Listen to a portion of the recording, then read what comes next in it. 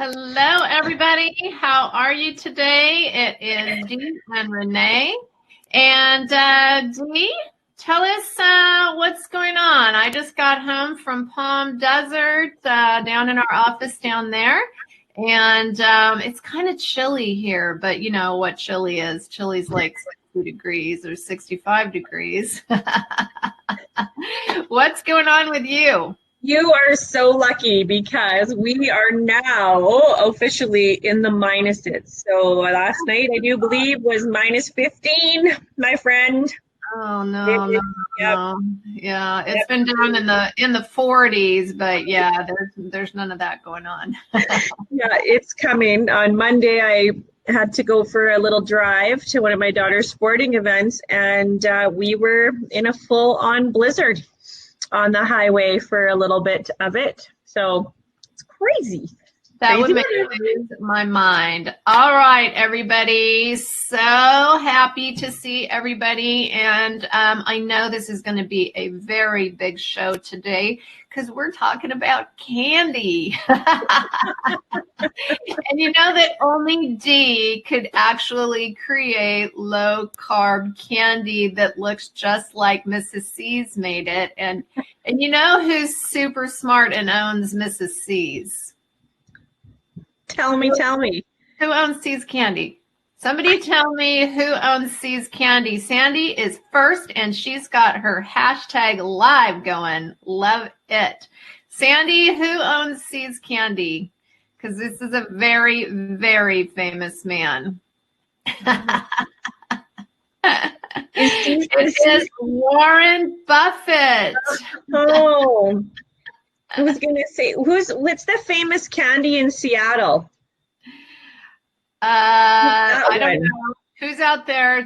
Tell us what the famous candy in Seattle is. There seems to be famous candy everywhere. So we got Joelle on here, and everybody tell us where you're from. Give us your hashtag live.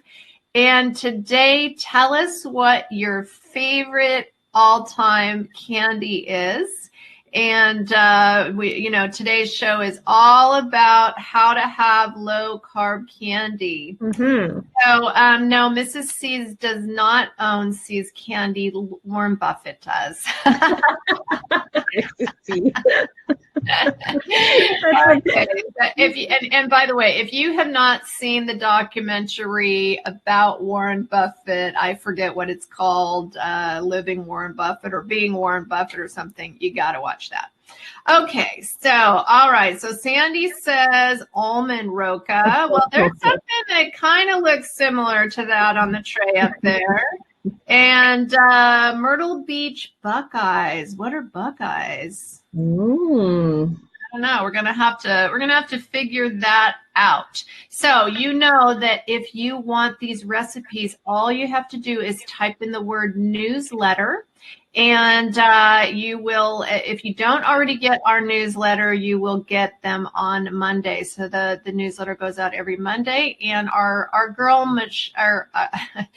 Melissa was having some family issues this week, so it came out on Tuesday, but she is awesome. We love her. All right, Joelle, you got a piece of my heart, girl. Peanut butter here, you know. Let me tell you something. In my binging days, I could at least eat 10, maybe more. But we don't do that any longer. So, all right, Dee. So we have this amazing tray of low carb candies, and just give us before we get into each of them individually, give us an idea of the creative process. What is your creative process?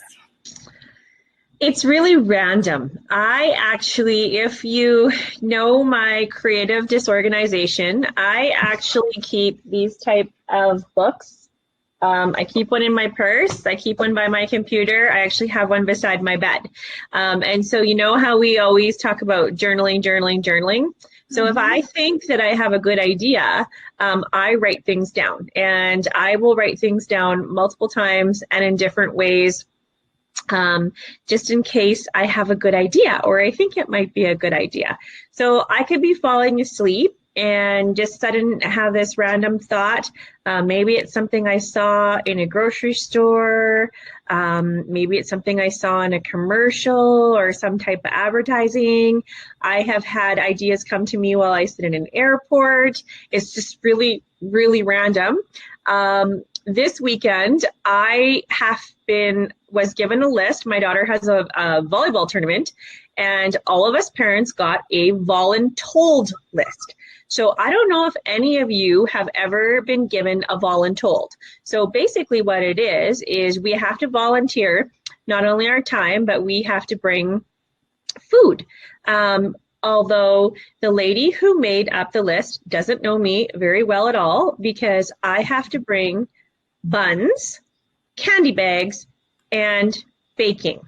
So, but not like low carb IP baking. They want like treats. And so on that list are veggie platters, crock pot meat dishes. I'm like, man, you guys gave me the wrong one. So I got voluntold to bring basically junk. So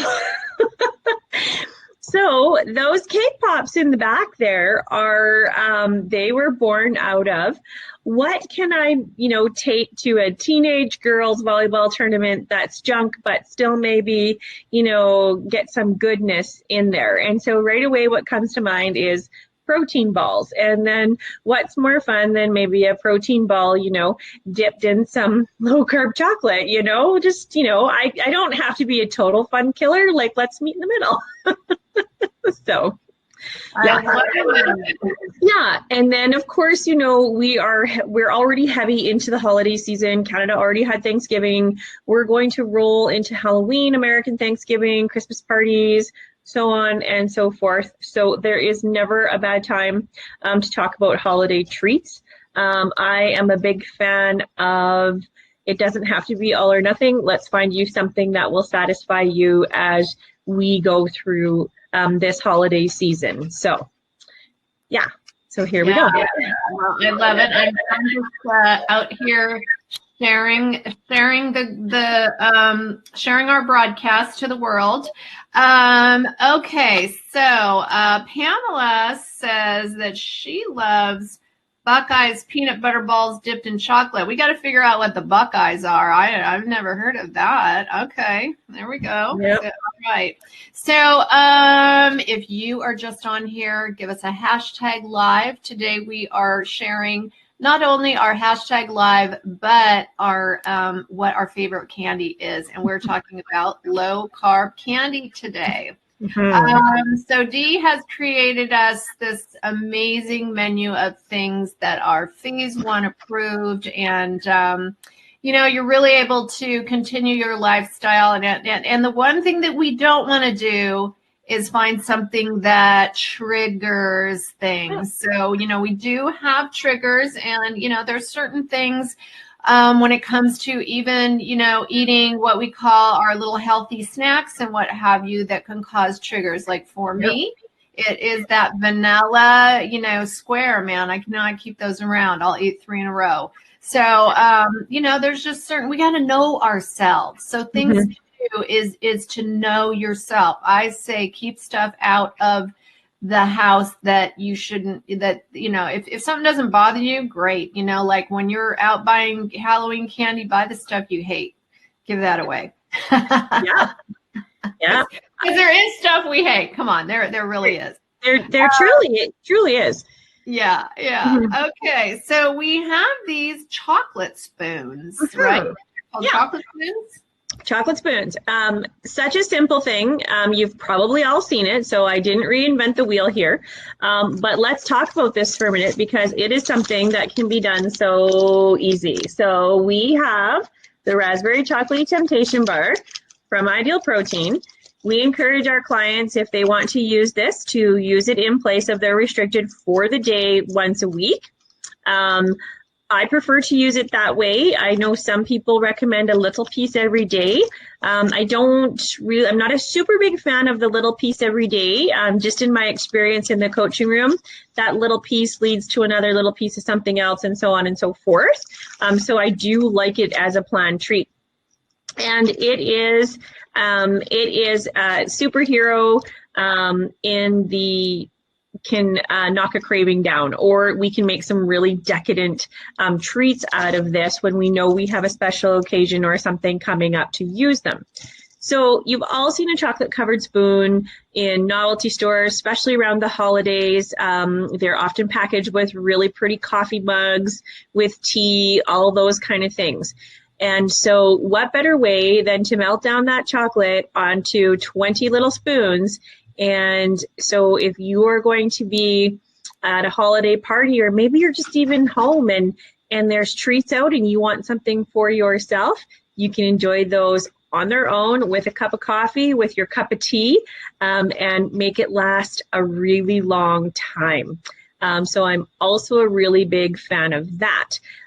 When you were talking about triggers, I don't tend to buy bars because I eat them in like 1, 2, 3, gone. And then it's like, oh, yeah, that wasn't, so something like this can be stretched a lot further. And if you like dark chocolate, it is decadent. It is a really, really great treat to have. So, oh, awesome.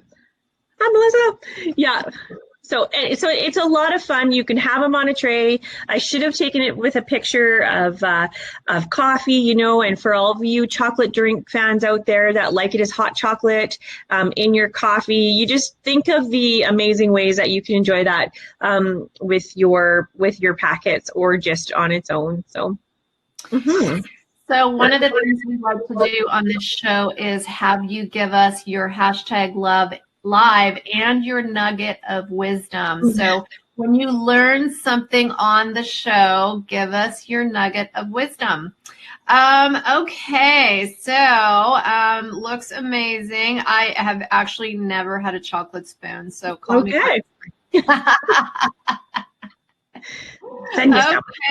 so tell us about these. Okay, who has made a jicama chip? Just put it in the comments if you've ever made jicama chips, whether it's in a dehydrator or on the pan on the stove or in the oven. So I peel my jicama, cut them in half, slice them with a mandolin slicer, throw it on parchment paper and dry it into chips. So simple. But again, you can sprinkle any type of seasoning on them, and chili seasoning, a little bit of hot chili seasoning with raspberry chocolate is amazing. So you can do them plain, or you can season them up, and then I dip them in the melted raspberry chocolate bar. Set them on parchment paper to dry, and you have a delicious decadent chip. And jicama has just that little hint of sweetness on its own. And so I did some plain with the raspberry chocolate, and then some with some chipotle chili, just gently sprinkled while they were drying in the oven, and then dipped them in the raspberry chocolate. And they're so good because you get the heat and the chocolate all in one. So I love it. So sweet and spicy at the same time. Right. That's jicama is one of my favorites because it has so much body to it. So has anybody done jicama chips before? I've never done jicama chips. I've always had them in stick form. Of course, I buy them already cut up like a dummy. But I'm all about the easy. So that's okay.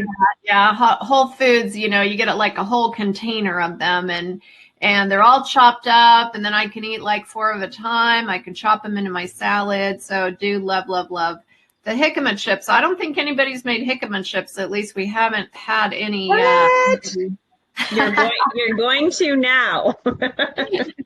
We're going to make jicama chips now. Yeah. Okay, I like it. All right, you guys. One of the things, if you haven't done this yet, out on dsrecipes.com, Dee has a baking book.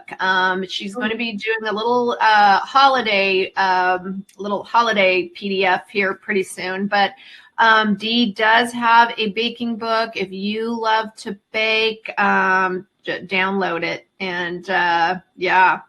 Okay. So yeah, Sandy says she's done fries. Joelle is like me. She just buys the stuff and eats it. So that's okay. That's okay.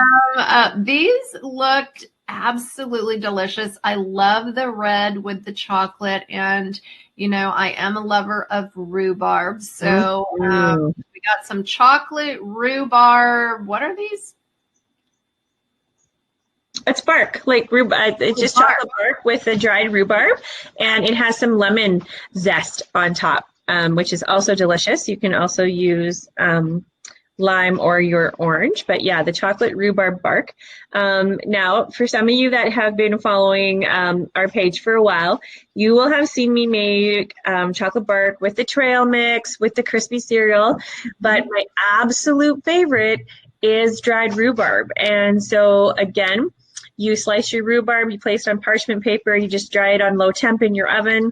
I don't dry it till it's crispy dry, just it has like a little bit of moisture left in it.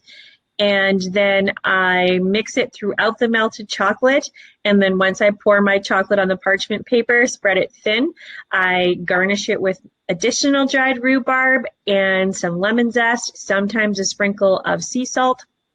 So again, here comes your, you know, anything goes. So you could have put a little bit of heat on those too, but I really love the citrus flavor with the rhubarb. And of course, I'm sampling all of these in clinic today, and the first one gone off the tray was the rhubarb bark. Yeah, it's gone. I'm gonna make some more. So Dee, just so I understand, when you are melting this chocolate bar, are you doing it like in a double pot, whatever those are called, where there's water underneath and there's another little pot on top, or how do you do that? Yeah, a double boiler, I think is what it's called. It's called a double boiler. Do you want me to show you? No, I know what it looks like, but I just want to know how you're doing it, because I won't. I will tell you guys, I will be totally honest with you. I don't have a proper double boiler, a fancy one. I have this perfect little pot that was included when my mom bought me nice pots and pans when I got married 22 years ago. I still use the same pots and pans. I have this nice little size pot, and I have this beautiful little bowl that just fits perfectly right in it, and heat safe. And it never touches the water in the bottom, so you don't want the glass to touch your water. So you have to just watch your water level, low heat, and you gently melt your chocolate. So the lower heat that you go, and you just stir it as it melts, and that is basically melting on double boiler method. It's perfect. It works. It's so slick. And then you don't burn the chocolate. You don't scald it. You don't so sometimes if you're trying to defrost or melt it in a microwave, you can scald it or make it yucky. So always the stovetop method is for sure a superior way to do it. Yeah, I'm not a big microwaver, so you know, just thinking about, you know, what that is. Now, this here looks to me, now I know you said that there's ginger in here. All ginger. What inspired you to do this? Oh my goodness. Okay, so how many of you have eaten gin-gins or candied ginger, or walk through a checkout in a grocery store and see see tins of candied ginger? And it is like an obsession of mine. Every time I walk by it, I know I'm not going to buy it. I know I can't have it, because as soon as I flip around the label, I'm like, man, it's all carbs and sugar. So you can make your own candied ginger. And this one, guys, I'm going to be honest with you. I mean, you can, you know, if you get a good idea, start Googling it, start looking at it, start looking at others' recipes. And right off the bat, you know, I'll read something and be like, no, yeah, I want to try that, or no. So Ginger is best once you cook down the ginger. But mandolin slicing, it is not the best because it gets too thin, and so you kind of need nice, robust little chunks, and you cook it down with a little bit of sweetener, and then air drying it until the perfect temperature works the best, better than in an oven. So an oven really dehydrates it down and makes it quite hard, whereas the air drying, it dries to the perfect chewy texture. And you can sprinkle additional sweetener of your choice over top of it while it is air drying, if you like that crystallized sugar look on it. So, So when you say sweetener, what are you using? Well, so I actually, this is not going to be a surprise to anybody. I boiled it down with a little bit of the sugar-free maple syrup. I am a fan of that product just because of the serving size of it. Traditional granular sweeteners, usually it's a teaspoon is a serving, and so it doesn't go very far, but you can totally use that if you wanted to. If you were in maintenance and you like erythritol or monk sweeteners, those types of things, anything, those will all work. Swerve brand now has brown sugar and granular sugar and icing sugar. There's just so many options for maintenance. A little less when you are still in, the losing phase, if you were doing a phase 1 or a losing phase ketogenic diet. So yeah. But lots of options. And then, of course, just to keep the theme going, I then dipped some of the big pieces of ginger in chocolate, and surprise, surprise, those flew off the tray today as well, because the spicy ginger and raspberry chocolate is amazing together. Yeah, that raspberry chocolate, that's another thing I can't keep in the house because it's just too easy to eat the whole bar. So, things I know about myself, folks. So last but not least, and know that, the last picture is always my favorite. Like, who can create a cake pop except for Dee? It's so fun.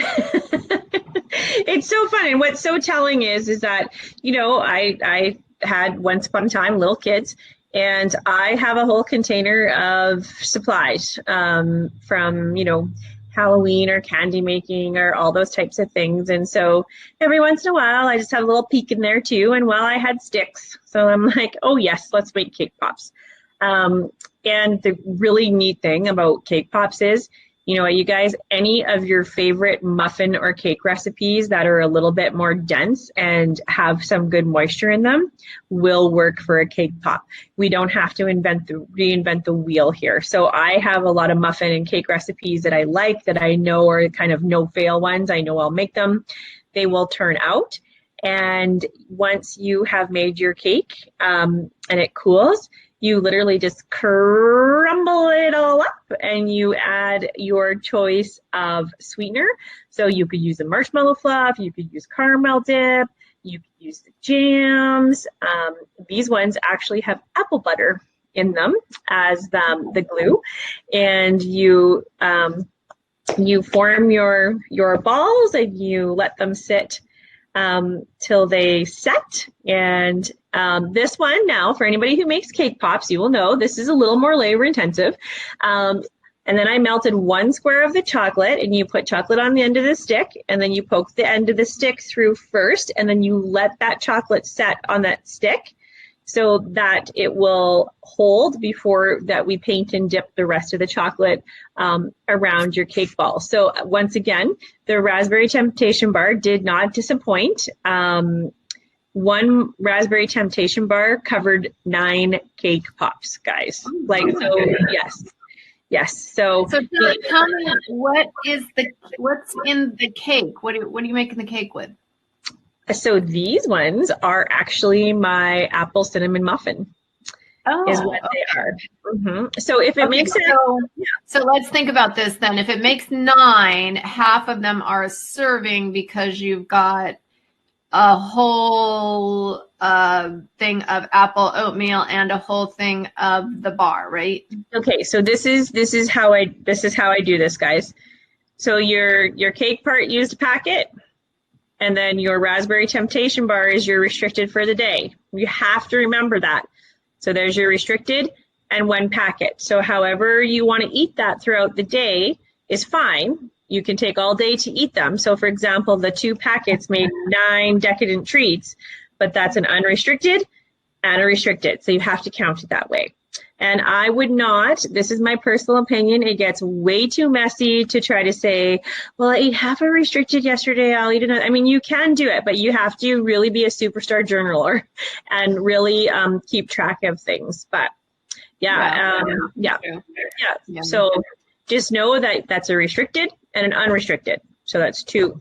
So that's how I personally do it. I just like to keep it, simple. And I'll tell you the truth here right now. Those didn't make it to the clinic for sampling. They did not. That was your breakfast, lunch, and dinner. They did not make it, guys. Yep. And even, I love it. And of course, Renee knows this. This is a problem in my house. My 18-year-old walked by as they were setting, and he's like, "Ooh!" I'm like, "Hey, yeah.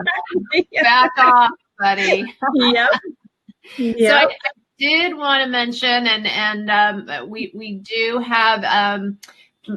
Dee is printing some of her books. So there's 1,000 printed books that are going into circulation next week.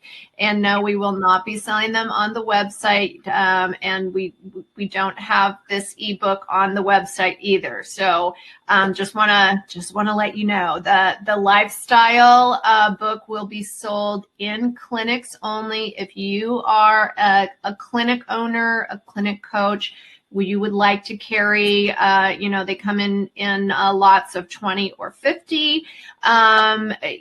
Get in touch with Dee. She's the cookbook girl. I'm the technical girl. And so get in touch with Dee, and Melissa in Red Cliff at the Red Cliff Pharmasave is going to have 50 of them. So you better line up and get your name in quick. So it's 150 recipes, and they are, everything from appetizers to salads to soups to dinners. And none of this has any ideal protein packets in it. So it's really a lifestyle guide. It's 150 recipes, all about the keto lifestyle. And yes, you can ask your clinic to order them for you. So they will only be in a printed version in the clinic. Thank you, Melissa, for reminding me about that.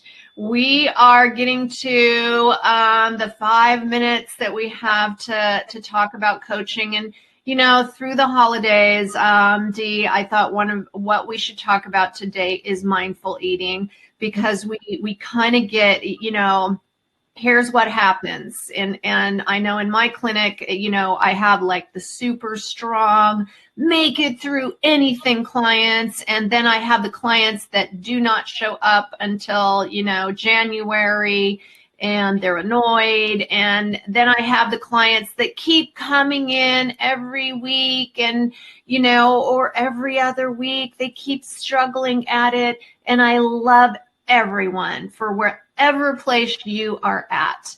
Yep. But let's really talk about mindful eating and how we can really strategically get through the holidays. And if you want a group where you can do that, go out to my Maintain Don't Gain group, and I will put a link in the comment section here, so that it's a group where we strategically kind of go through the next 8 weeks. And so I just changed it over from summer to the holidays. So let's talk about that, Dee. That's I'm going to use an example that I used today in clinic, and I used it with a couple of clients, and there are triggers that happen. Tomorrow is going to be a trigger for a lot of people, but there are some direct things related to that trigger that sometimes we don't think about. So I'm going to just use an example. Some of you are going to relate, some of you won't, but here it is. So you are a mama and you have 3 small children, and tomorrow you're not only going to be getting them ready for school and doing your job and making sure they have all their costumes for their school parties, and you probably had to send a snack and a little treat bag for everybody, and maybe you're going to go volunteer, and then right after work you're going to have to get the kids fed and organize, and you're going to get them out the door, and you're going to go trick-or-treating.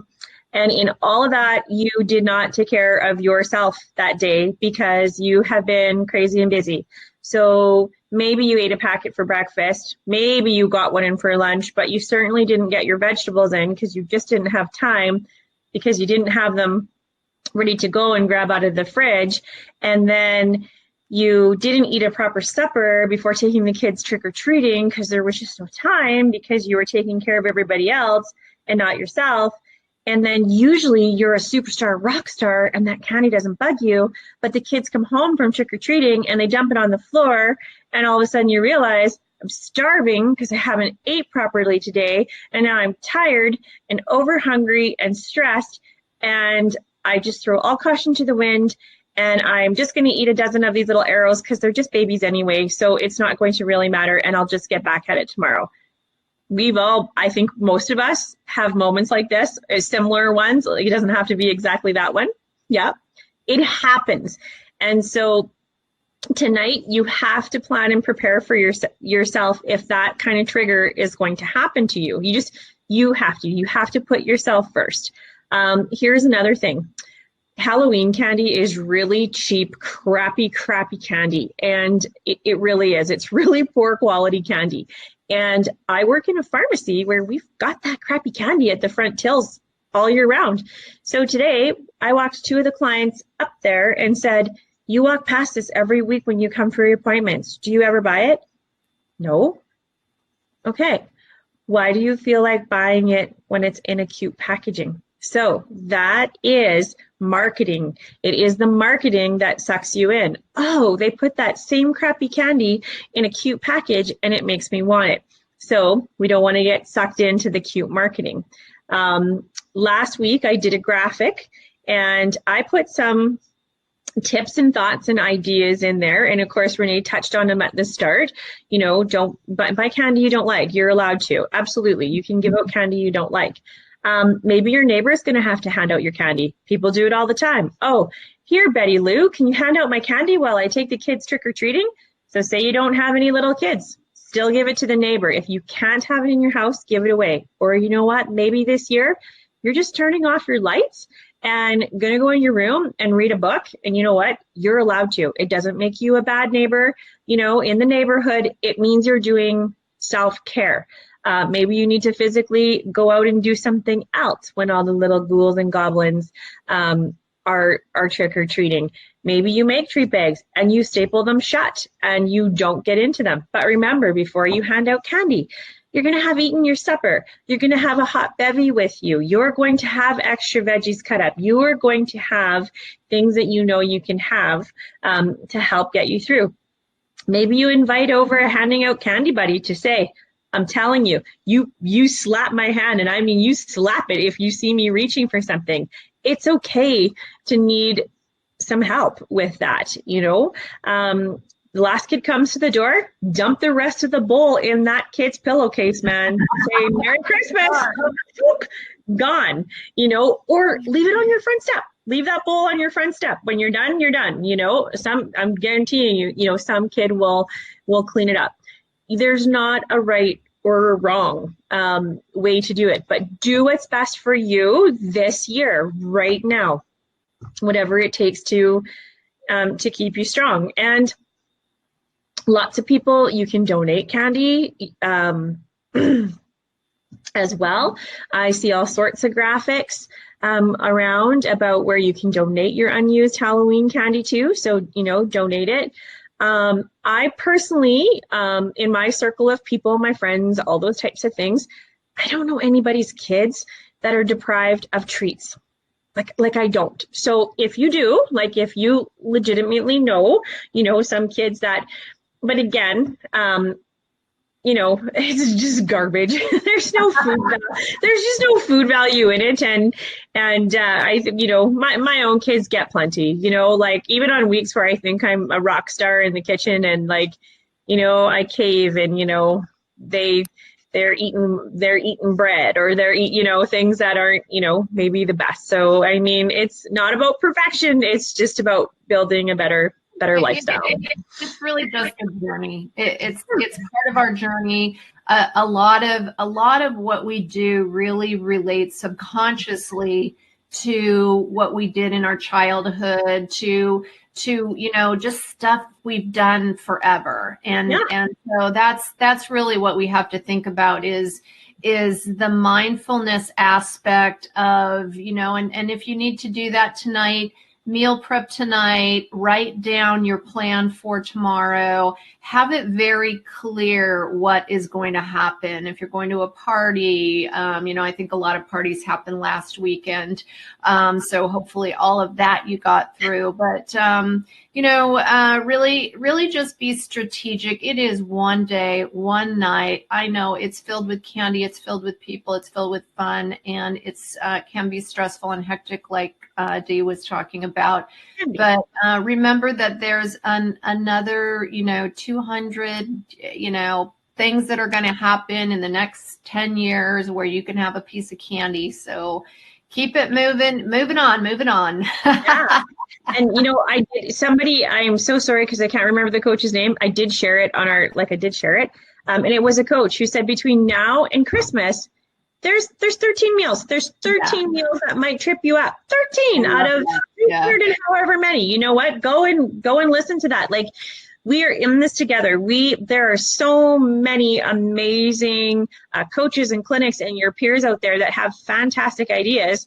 And you know what? Just be open to receive them. You know what? Maybe you're tired of listening to me yammer, but you know what? Maybe somebody else, piques your attention.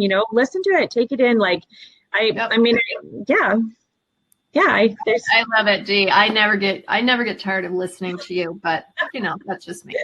So everybody, thank you for joining us. We will be back here next week, next Wednesday at 4:30 p.m.